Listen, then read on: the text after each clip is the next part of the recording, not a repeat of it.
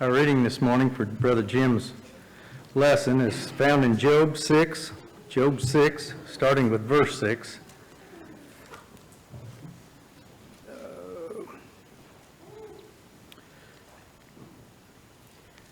Can that which is unsavory be eaten without salt? Or is there any taste in the white of an egg? The things that my soul refused to touch are as my sorrowful meat. Oh, that I might have my request, and that God would grant me the thing that I long for, even that it would please God to destroy me, that he would loose his hand and cut me off. Then should I yet have comfort, yea, I would harden myself in sorrow. Let him not spare, for I have not concealed the words of the Holy One. You will mark number 605 as our song of invitation this morning. 605.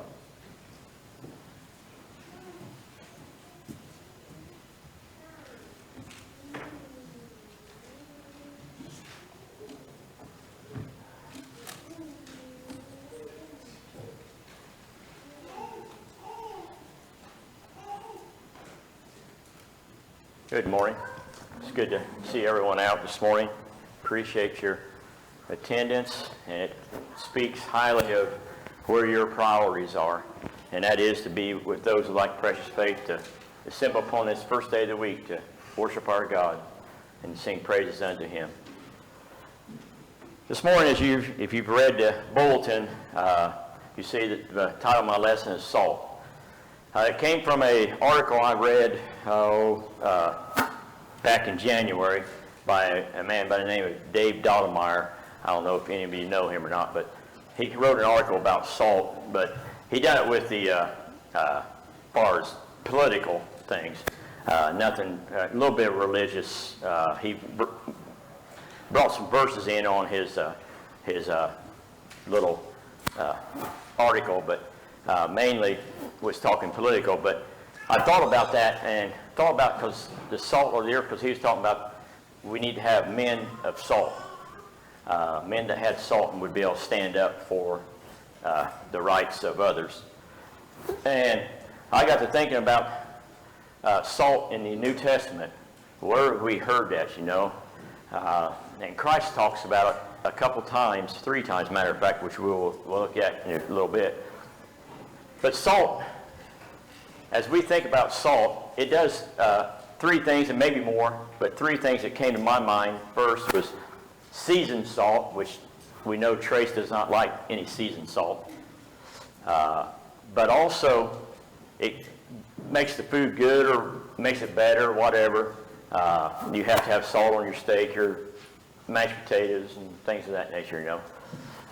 Even on your cucumbers and things like that. But also, salt preserves.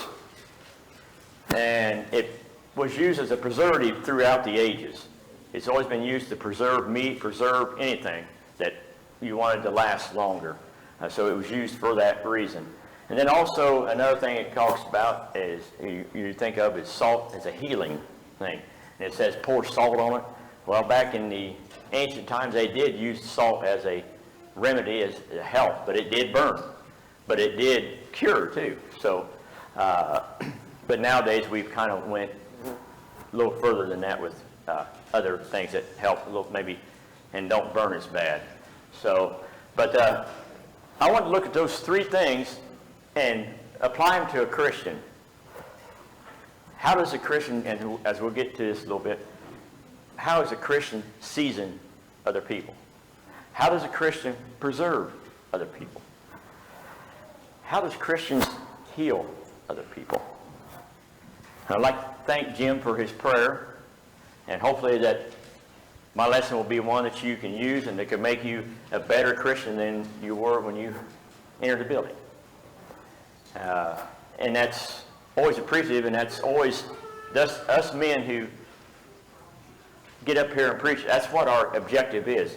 We may not be a dynamic speaker, but if we speak the truth, we exhort, we edify, we admonish, then we've done what the Lord has asked of us. And that is to speak the truth. Also, as we think about salt, there's three places in the New Testament I want to look at. The first one is in Matthew, and then in Mark, and then in Luke. But I got two verses I want you to keep in your mind as we go through these verses. The first one is in Colossians, the 4th chapter, and verse 6. And I want to read that real quick here. It says, "Let your speech always be with grace, and though seasoned with salt, as though seasoned with salt, so that you will know how to respond to each person." So he's talking about there, every opportunity you have, make good of every opportunity you have. But you may have to season your speech and not be as critical on one side or as harsh on others, but maybe a little bit easier on some people. It depends on who you are. He said, in other words, that comes about with wisdom, how to do that. Then the other one I want you to keep in mind is Romans, the 12th chapter, verses 1 and 2. And it says, "Therefore I urge you, brethren, by the mercies of God, to present your bodies a living and holy sacrifice, acceptable to God, which is your spiritual service of worship. And do not be conformed to this world, but be transformed by the renewing of your mind, so that you may prove what the will of God is, that which is good and acceptable and perfect." So keep those two verses in your mind, even write them down, that after this lesson you can look at them and see how it applies, how it will help us. But like I said, I want to first start off in Matthew, the 5th chapter, and begin in about the 13th verse. And as we will be looking down through here, it talks about different things. Now, in these three different places we're going to go, Matthew, Mark, Luke, they all talk about salt, but they bring out a little more than the other one did. A little differently than the other one did. As you studied Matthew, Mark, Luke, and John, those four Gospels, they entertain the same things, but sometimes they add a little more to it and give you a little more information. So when you're studying those things, you need to take all four of them in connection so you can see added to what you're studying. But this here in Matthew, the 5th chapter, is dealing with, as a disciple, salt. And we'll read that 13th verse. It says, "You are the salt of the earth, but if the salt has become tasteless, how can it be salted again? It is no longer good for anything except to be thrown out and trampled under by the foot of man." Okay, Matthew's stating here, and Christ through Matthew says that you are the salt of the earth. And as we was talking about in our class this morning, we was talking about context. If you have no dictionary, no thesaurus, no nothing to find the meaning of the word, what's the best way to find the meaning of the word? It's the context. And so that's what we're going to look at today. What is the context of this salt? Well, you got to go back to the beginning of the chapter and all these virtues he's talking about. How are you going to become the salt of the earth? You're going to entail all those virtues that he talks about, and we went through in the morning class out here. So we're not going to read those, but those considered the Beatitudes.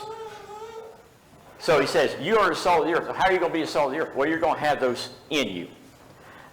You're going to be talking about that. And then let's go on to verse 14. It says, "You are the light of the world. A city set on a hill cannot be hidden, nor does anyone light a lamp and put it under a basket, but on a lampstand it gives light to all who are in the house." So throughout this chapter, he's saying, you are. And who is he talking to? Well, the first chapter talks about there was a crowd gathered around to him. But if you read a little bit more, it says, "And the disciples came in and he began to teach them."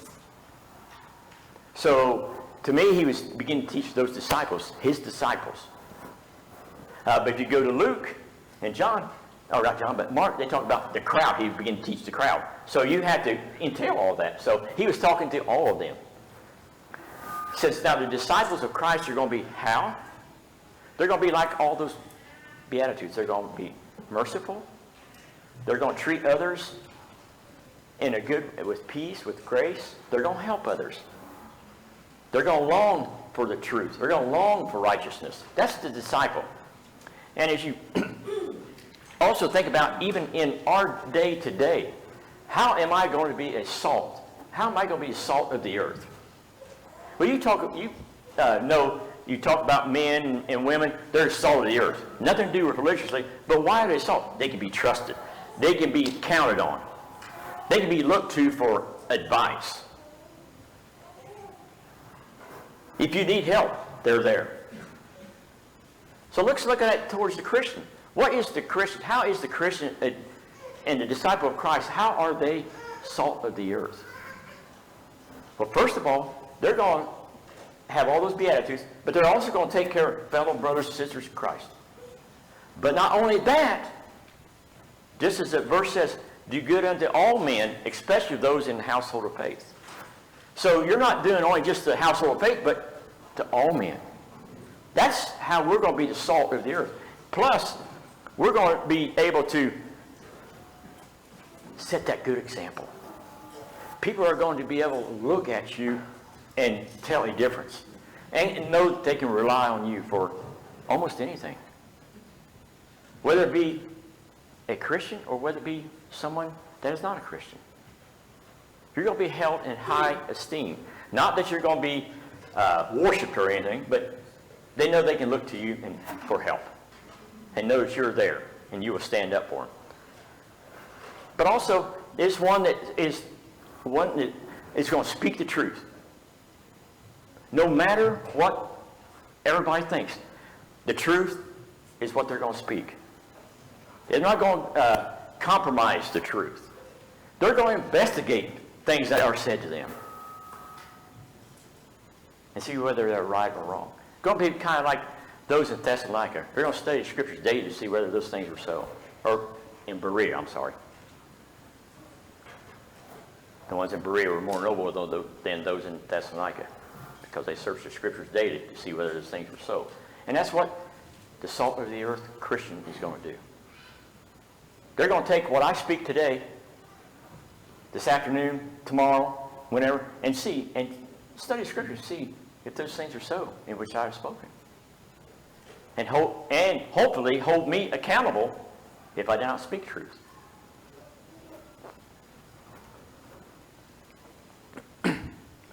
Another thing that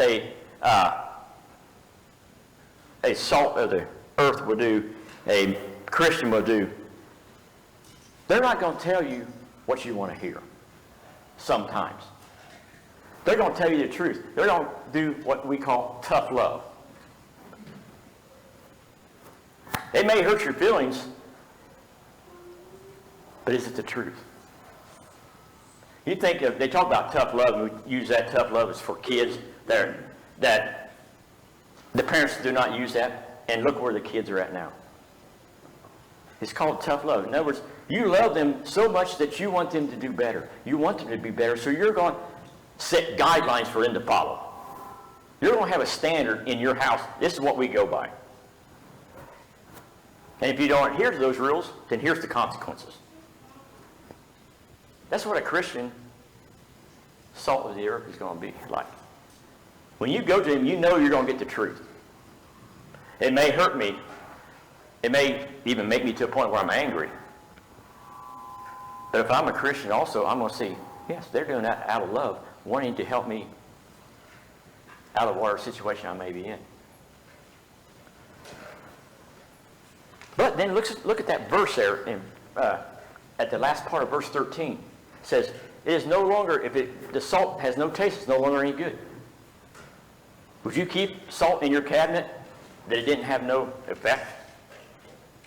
If it had no taste to it? No, you throw it away. That's what he's talking about here. He said salt, you just throw it away if it ain't no good. But what is he talking about as it concerns Christians? When do you come of no value?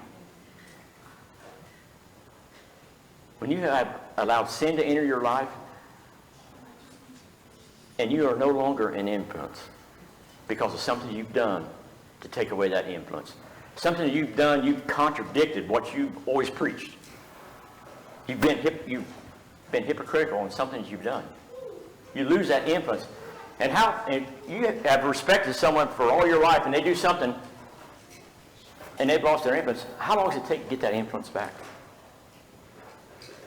Sometimes never. because you're never going to be able to trust them to that certain extent as you had in the past. So that's what he's talking about. If you lose that influence, it's hard to get it back. So we have to maintain those virtues that he talks about there in the first 12 verses of this chapter, chapter 5. Okay, let's move on over to Mark, the 9th chapter. And look at what he says there concerning the 9th chapter and concerning salt. Mark the 9th chapter, and we'll just read verse 50. I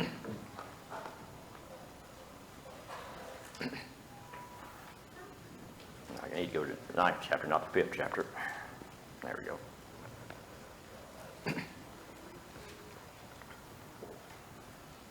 There in that 50th verse, he says, salt is good, but if the salt becomes unsalty, with what will you make it salty again? Have salt in yourself and be at peace with one another. So here if you read this chapter and get your context of what he's talking about here, and as we get down, he's beginning about the 38th verse, he starts talking about things that we need to pay attention to. Things that could, offenses that we could do that would stop us from being an influence, or would not, that would also bring about dire consequences if we do those things. He talks about the hand, the foot, the eye. If it causes you to stumble, he says, cut it away. But what is he actually saying? Is he saying cut your hand off, pluck your eye out, cut your foot off? No, he's saying do not let things impede your influence as a Christian. Stay away from those things. Don't let that influence die, as we just talked about. May need to do it without a speaker. But he said, don't let that happen. Don't let it cause you to stumble. You can look in Hebrews, the 12th chapter. He says, don't let that sin that so easily entangles you, put it away from you. You know what is your weak point. Put it away. Don't let it bring about a bad influence that you will have on others. And he's talking about this salt is good. And why is it good? Well, that salt is going to preserve other ones around you. It's going to hold them accountable too. Because you're holding yourself accountable, others are going to want to hold themselves accountable too. Others are not going to fall into the sin of the world. They're going to want to try, like you, stay away from it. Because whether you like it or not, you have become an example, an influence on others because of your life. And yes, that may put a little more upon your shoulders, but what better way to be a good Christian and one that influences people, one is that sets a good example. What type of burden would that be? That's not going to be a burden. That's going to be a reward that you're helping others move forward in their walk as a Christian. And he also says we need to continue to make those self-sacrifices. We're going to sacrifice things so we may be in order that we may be a good influence. We're not going to follow the ways of the world, but we're going to be set apart, as Peter talked about, that we are a holy people set apart.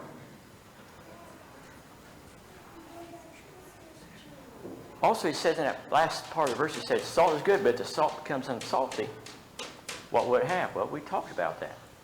You're not going to longer have the influence. But the part I want to look at, he says, have salt in yourselves and be at peace with one another. What's he saying there?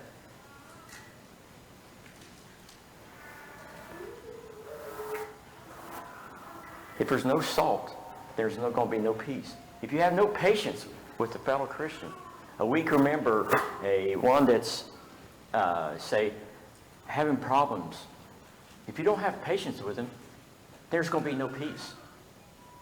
You got to have patience with him, and no matter what the case may be.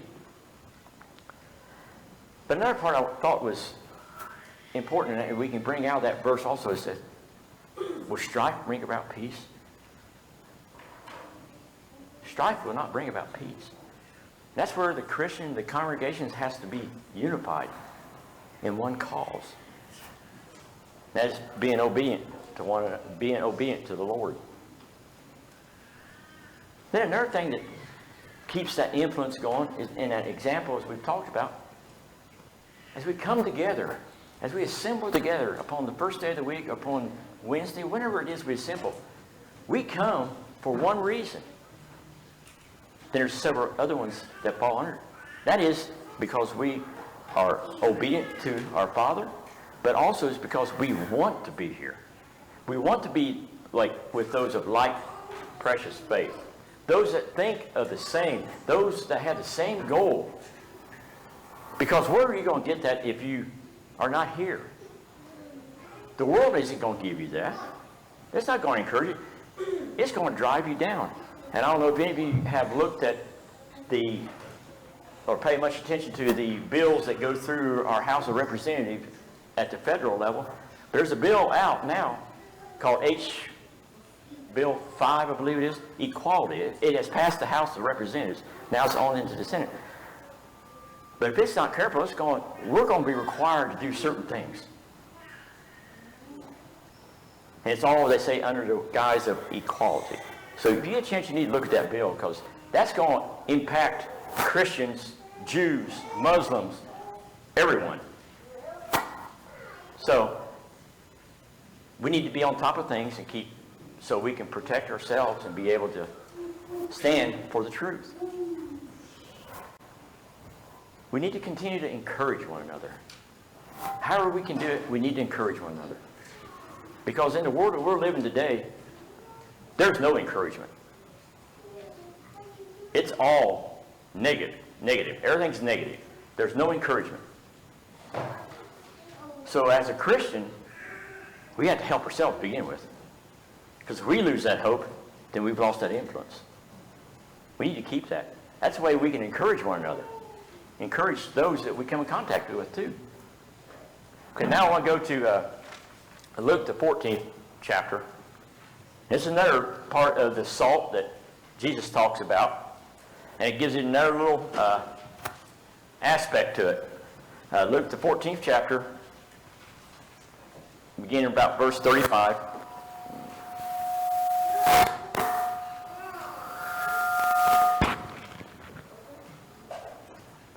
Verse 34. This is this part where Luke, and as you study Luke, what is it so different about Luke? He's very detailed. He's a doctor. He's very detailed. If you think about, as you read about in the Garden of Gethsemane where Christ was at before his crucifixion, what did it say? It said great drops of sweat was coming from his head. So Luke was, and he also talked about the apostles, they were sleeping because they were tired and they were anxious. They were worried. So Luke gives a little more detail on what he talks about. It says in verse 34, it says, therefore salt is good, but if even salt has become tasteless, with what is it seasoned? It is useless for the soil or for the manure pile. It is thrown out. He who has an ear, let him hear. That last part of that verse, he who has the ear, let him hear. We see that in Revelation. So we see that that's a command. There's a command. He wants you to listen. It's very important what I'm talking about right here. Very important. It's imperative that you listen to this. And as you look down through, as you go back up chapter 14 at the top and start coming down, he's talking about a test of the discipleship. What will you give up for Christ? Will you give up family, brother, sister, mother, father, possessions? What will you give up? The test of a discipleship is to show what you are willing to give up. But he says, if you're not willing to give up those things, you're not a part of me. You got to be willing to give up those things. As you look at that, where it becomes tasteless, just as we talked about in the other two verses, it's no longer useless. He says it's not even good for manure pile. throw it out in the manure pile out back, or dung piles you would see from the King James. But what good is it? As we've seen these other two books, Matthew, Mark, Luke, there's attributes that the Christian that has salt, you can see. They're talking about there's virtues in 2 Peter, 1st chapter.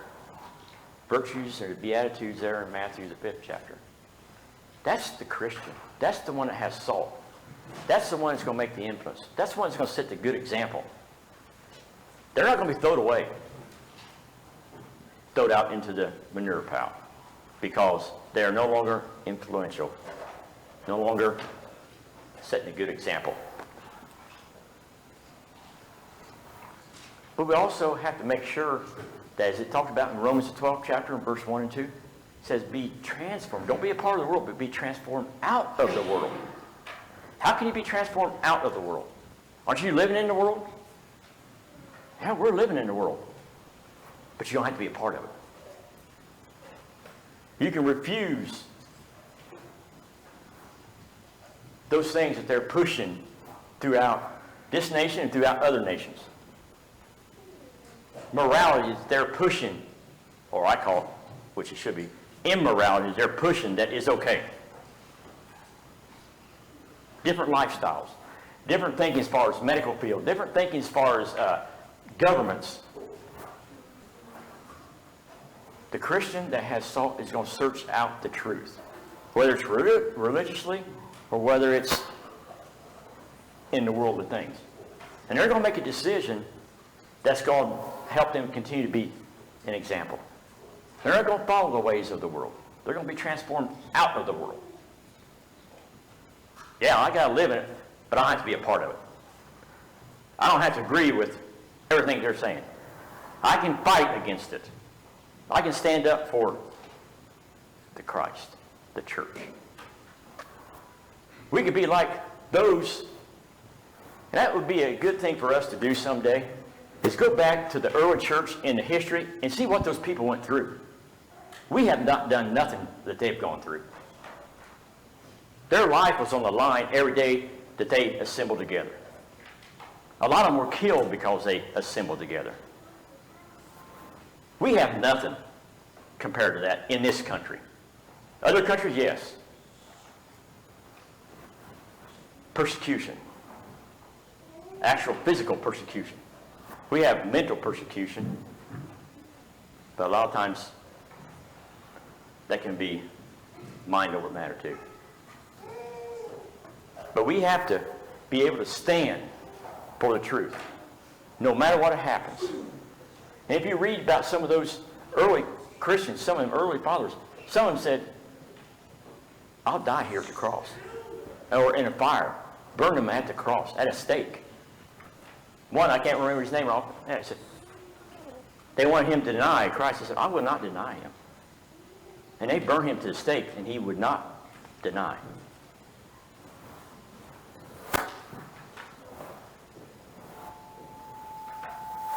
But we need to be influential as Christians to our world, and especially to our brothers and sisters in Christ.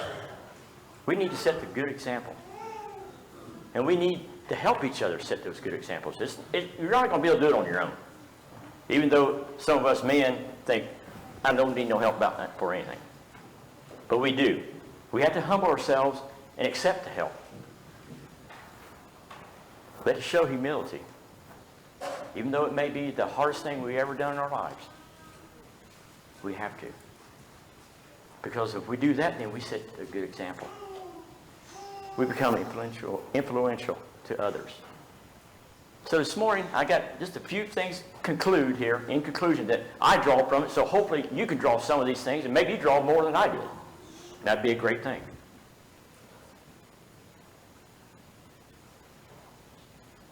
The first one is, we must strive with our every fiber and our every being to walk like Christ. Have the virtues that Christ had. Have the mercy that Christ had. Have the patience that Christ had. But be able to stand up and say the truth. I asked my teenage class last week, did you ever see anything in the New Testament where Christ was angry? They said, no, I don't think so. So I asked them, said, when he went into the temple and throwed over the money changers and told them to get out of his house, was he angry? He was angry, but what did he do? He was angry and sinned not. What else did he do that would not work in this day and age? Matthew the 23rd chapter, I forget how many times he said, you brood of vipers, you hypocrites. What if you went out and told someone that they were a brood of vipers and hypocrites? Would that be PC? Nah. No. You hurt their feelings. But Christ spoke the truth. The truth, if it hurts your feelings in it, there's nothing we can do about it. Truth is truth. I mean, you could talk about baptism, musical instrument, and everything like that. You speak the truth. It may hurt somebody's feelings, but you have to speak the truth. But you have to do it in a right way. Remember, Paul said, season your conversation with salt. Think about how you're going to say it first. Don't be like some people like me, speak before the mind engages. Another thing, to help us be influential and be the example, we must know the truth. We must be able to teach the truth. We must be able to live the truth. I'm talking about the standard that God has given us in the New Testament. We need to know that New Testament. Backward, forward, in between, whatever. We need to know it. If you know it, then you're going to be able to live it. And you're going to be able to teach it. Another thing that I found as I was looking, we need to have patience. That's a hard thing for Americans, to have a lot of patience. But we're Americans, but we're also Christians. It tells us to be patient, loving, caring. If we can't do that, then we're not going to be that influential, that example that Jesus was. Because was not Jesus merciful, loving, caring, patient? But when it came time to speak the truth and to stop it, he did it. Even though he knew it was going to cost him his life on the cross, he did it.